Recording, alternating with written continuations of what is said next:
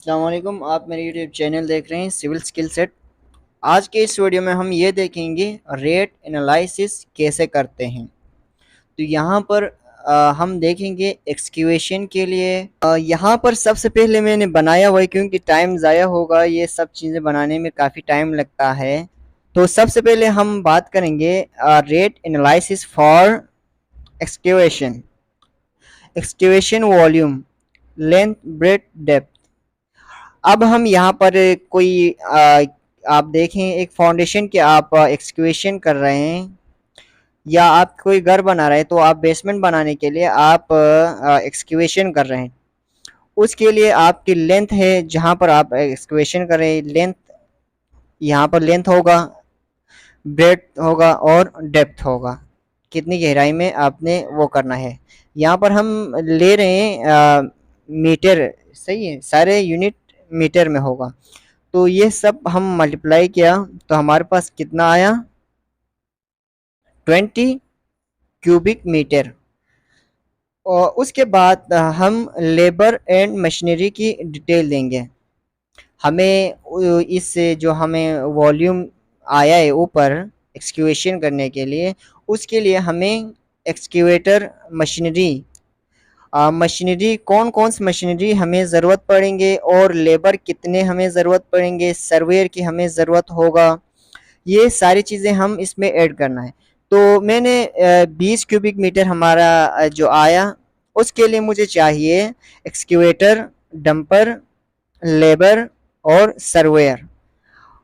और एक्सक्यूएटर कितना चाहिए वो आप लिखेंगे क्वांटिटी कॉलम में सॉरी। और दूसरा डंपर, डंपर कितना चाहिए वो भी क्वांटिटी में। लेबर कितना चाहिए वो भी क्वांटिटी में। जितनी भी क्वांटिटी आपको वहाँ पर रिक्वायर्ड हो वो आपने क्वांटिटी पर लिखना है, अपने प्रोजेक्ट के हिसाब से आपने देखना है। यहाँ पर मैंने एग्जांपल लिया है कि मेरा लेंथ यहाँ पर 10 है, ब्रेथ 2 है, डेप्थ 1 है।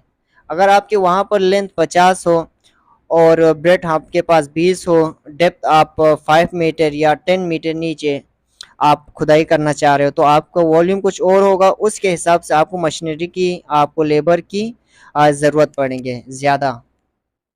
उसके बाद आपने रेट आपने देखना है कि मार्केट में क्या रेट चल रहा है। एक्सकेवेटर पर यूनिट कितना रुपए ले रहा है, लेबर या पर डे के हिसाब से, पर आवर के हिसाब से कितना रुपए ले रहा है, सर्वेयर कितना रुपए ले रहा है। ये सारी चीज़ें आपने लिखना है प्राइस पर यूनिट।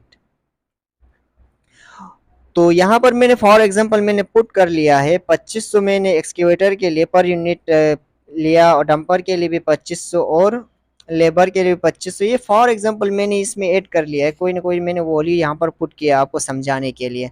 वो अपने मार्केट से, अपने एरिया के हिसाब से आपने देखना है। अगर आप डॉलर में आपकी करेंसी कुछ और हो तो यहाँ पर आपने वही आपने डालना है, यहाँ पर आपने पुट करना है। तो इन सब को क्वांटिटी और प्राइस पर यूनिट को आप मल्टीप्लाई करेंगे तो आपका टोटल अमाउंट बन के आएगा। यहाँ पर टोटल लिखा हुआ है, मैंने हाईलाइट किया है। उसके बाद इन सब को आप, सब टोटल को आप क्या करेंगे, सम करेंगे, इन सब को आप प्लस करेंगे, तब आपके पास क्या आएगा, सब टोटल आएगा। ठीक है, सब टोटल इसका आ गया। उसके बाद आप देखेंगे प्राइम कॉस्ट।